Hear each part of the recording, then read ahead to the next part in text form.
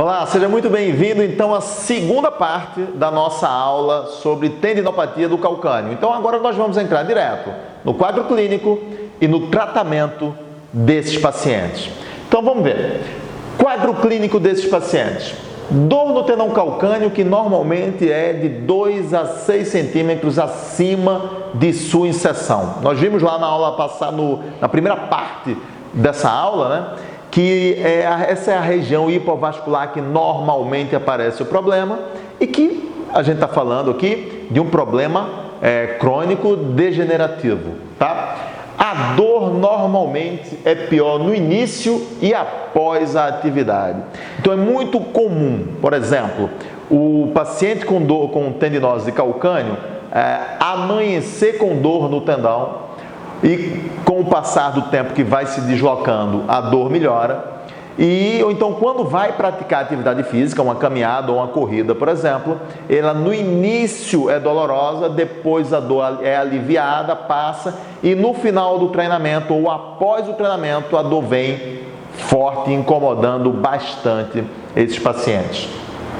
Você observa nele, no exame físico, é uma área de espessamento do tendão e uma área de dor nele, né? Dor à palpação. Então, se você ver bem essa imagem, aqui você tem um tendão do lado esquerdo, o tendão calcâneo normal, e um espessamento fusiforme do tendão calcâneo aqui com dor à palpação. Então, esse espessamento é desse processo de desarrumação das fibras colágenas que acontecem e do processo degenerativo ali junto com um aumento também, um edemazinho na região do tendão calcâneo.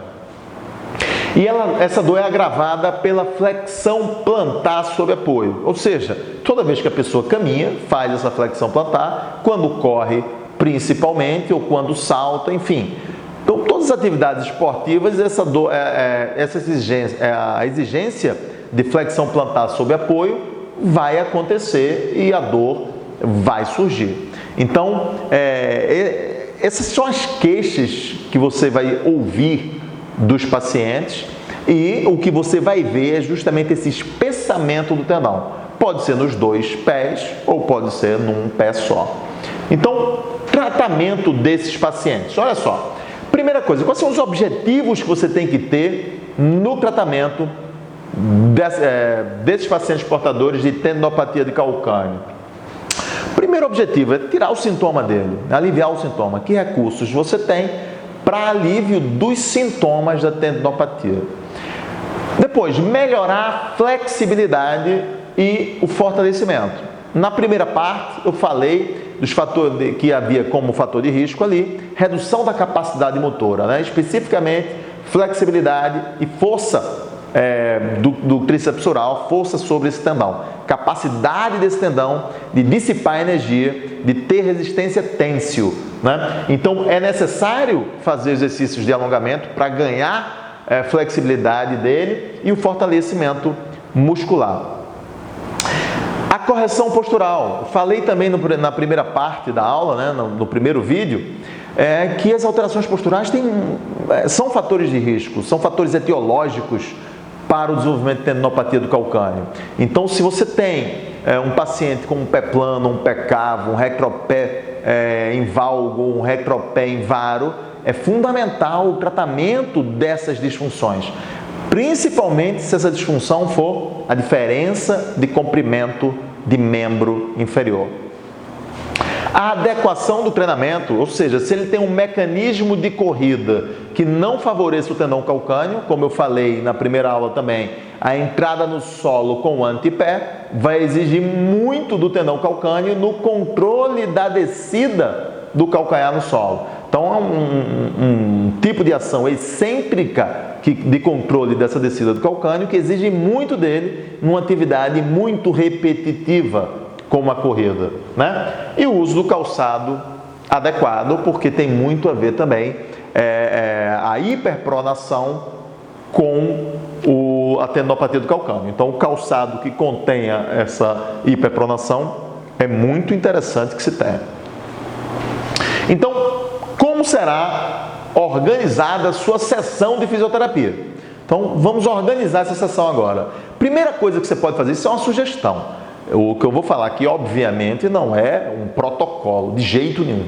Longe de mim falar em protocolo. Eu estou fazendo uma sugestão da o que é a minha prática clínica e que funciona muito bem. Se for interessante para você, seguir essa prática, porque fica uma sessão extremamente organizada e atingindo os fatores etiológicos um a um e recuperando esse tendão. Olha só, primeiro, massagem transversa sobre o tendão. Você pode fazer uma massagem transversa de cíliax. Essa massagem serve para irritar o tendão, para fazer uma resposta aguda, inflamatória e dessas microlesões que você faz ali nessa fricção transversa, via o processo reparador, controlado, né? E que ajude no processo de reparação desse tendão. Após fazer lá 2 a 3 minutos de massagem transversa, de mobilização sobre esse tendão, você pode aplicar o laser nele para ajudar nessa recuperação dessa resposta inflamatória que você está provocando, ajudar como mecanismo reparador. Normalmente eu não uso laser, mas é muito indicado para esses casos. Normalmente eu uso a massagem transversa do tendão e em seguida já vou para a cinesioterapia. Eu praticamente não uso a parte de eletrotermofototerapia, porém tem muita indicação. Então o uso do laser pode ser feito logo a seguir da massagem transversa de cíliax sobre o tendão calcâneo. Em seguida, fazer o alongamento do tríceps oral. Aqui eu vou dar uma sugestão para você. Procure fazer esse alongamento inicialmente na primeira semana de tratamento, sem carga, com ele em decúbito dorsal e em 2 angulações diferentes. Primeiro, a elevação da perna reta, por exemplo, com uma faixa, com o joelho totalmente estendido para alongar os gastrocnêmios.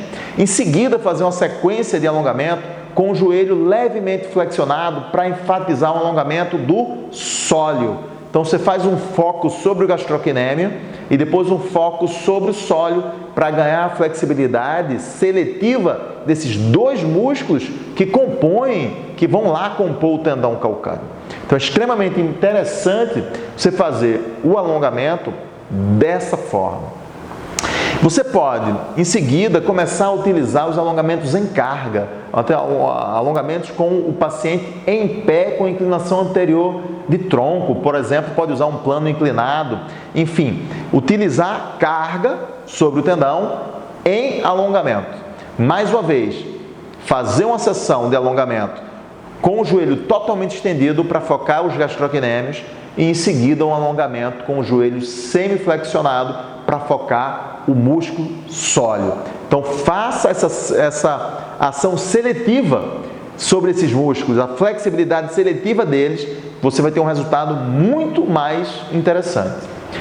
Quando você acabar o alongamento muscular, vai começar o trabalho de fortalecimento. Olha, desde 1984 já se começou a falar que o trabalho excêntrico sobre os tendões são mais interessantes do que a atividade concêntrica na recuperação das tendinopatias. Então nós já temos aí cerca de 30 anos falando sobre exercícios excêntricos sobre o tendão calcâneo e hoje é uma coisa absolutamente consolidada. Então, seu treino com esse paciente será um treino excêntrico sobre esse tendão, um treino com carga e com um detalhe que a literatura mostra pra gente, que a experiência também mostra pra gente, com um quadro doloroso durante a atividade. Então, se você está fazendo um exercício onde ele não sinta absolutamente nada, pode aumentar a carga, que uma leve dor durante a execução é um sinal positivo de melhores resultados, tá? Então, ele vai sentir um incômodo, vai sentir uma dor leve durante os exercícios excêntricos. Continue esse programa de fortalecimento. E mais uma dica aqui, você deve fazer fortalecimento para o gastrocnêmio e o fortalecimento para o sólio. Da mesma forma que você fez o trabalho de flexibilidade seletiva para o gastrocnêmio no alongamento, né? E para o sólio você vai fazer também no fortalecimento. Então, trabalhar a contração excêntrica em cima do tendão com o joelho totalmente estendido, aí você foca os gastrocnêmios, depois com a flexão de 45 graus para focar o solear. Então, por exemplo, você pode colocar o seu paciente num step, fazendo uma flexão plantar, subindo com os 2 pés e descendo só com o pé que está sendo treinado, que está sendo tratado. Então, essa descida lenta, né, até a dorsiflexão total, então ele vai fazer lentamente, exigindo excentricamente esse tendão. Você faz isso com ele em pé, com o joelho estendido, né, cerca de 3 séries de 15 repetições, depois 3 séries de 15 repetições com o joelho a 45 graus, fazendo essa descida. Então, com isso, você seleciona, faz de forma seletiva o fortalecimento excêntrico em cima de gastrocnêmio, em cima de solear. Para finalizar a sessão, você pode fazer um alongamento leve após o trabalho excêntrico, leve esse alongamento final, né? E depois crioterapia para conter a resposta inflamatória que a massagem, a fricção transversa e esses exercícios excêntricos vão produzir. Então vale a pena fazer uma crioterapia, né, uns 20 minutos ali com a bolsa de gelo para limitar essa resposta inflamatória, tá? Para controlar essa resposta inflamatória. Então, sua sessão de fisioterapia vai seguir essa sequência de procedimentos durante 12 semanas, né? Que é o que a literatura recomenda para a gente, que a gente observa que dá o resultado adequado. 12 semanas de treinamento excêntrico com esse paciente, para que ele possa voltar com a plenitude da prática esportiva. Durante esse período, ele até pode praticar alguma atividade física se a dor não for intensa, tá? E mesmo assim, esses exercícios precisam ter sua redução e seu volume bem diminuídos para a gente controlar a resposta negativa da atividade física. E para finalizar, que é fundamental, né? Você vai fazer aquilo ali, todas são sua sessão de tratamento. Porém, tem as coisas paralelas que tem que estar organizadas para que isso funcione. Então, reorganização postural. Preste atenção. Se o seu paciente tem uma diferença de comprimento do membro inferior, você vai morrer de tratar ele e ele não vai evoluir bem. Então, examine logo na avaliação se ele tem diferença de comprimento de membros. Se tiver, recomende uma palmilha para ele. Se você não trabalha com palmilha, na sua cidade tem alguém que trabalha com palmilha postural que vai ser um coadjuvante no seu tratamento. Você vai mandar ele para lá, ele vai fazer a palmilha, vai corrigir os parâmetros posturais, compensar para que a carga sobre esse tendão se normalize, senão ele não vai evoluir bem. A correção da técnica esportiva. Se ele corre com o antepé, você precisa treiná-lo para a entrada no solo com o calcanhar. Então você pode inserir no teu plano de tratamento um treino na esteira para que ele comece a se adaptar a entrar no solo levemente com o calcanhar, para que o tendão calcâneo não seja repetidamente sobrecarregado de forma excêntrica na corrida. Se ele continuar correndo, entrando no solo com o antepé, essa tendinopatia não irá evoluir. E o uso do tênis certo, menos importante que esses dois, porém importante também. Se seu paciente é um pronador, um hiperpronador, e estiver usando um tênis macio demais, ele também tem aí um fator que vai atrapalhar na evolução. Porém, essas duas primeiras situações, diferença de comprimento de membro inferior e técnica de corrida de entrada no solo com o antepé, são fatores que limitam a evolução desses pacientes. Corrija esses parâmetros logo no início do trabalho. Não deixe para finalizar o tratamento e só depois corrigir. Após a avaliação, já indique a palmilha se for necessário, já corrija o parâmetro de corrida dele, para aí seguir a sequência da cinesioterapia com esses pacientes. Então, gente, siga esse roteiro que você vai ver, você vai ter excelentes resultados com seus pacientes de tendinopatia crônica, tá ok? Então espero que esse vídeo tenha sido bom para você, que essa aula tenha te ajudado bastante. E se você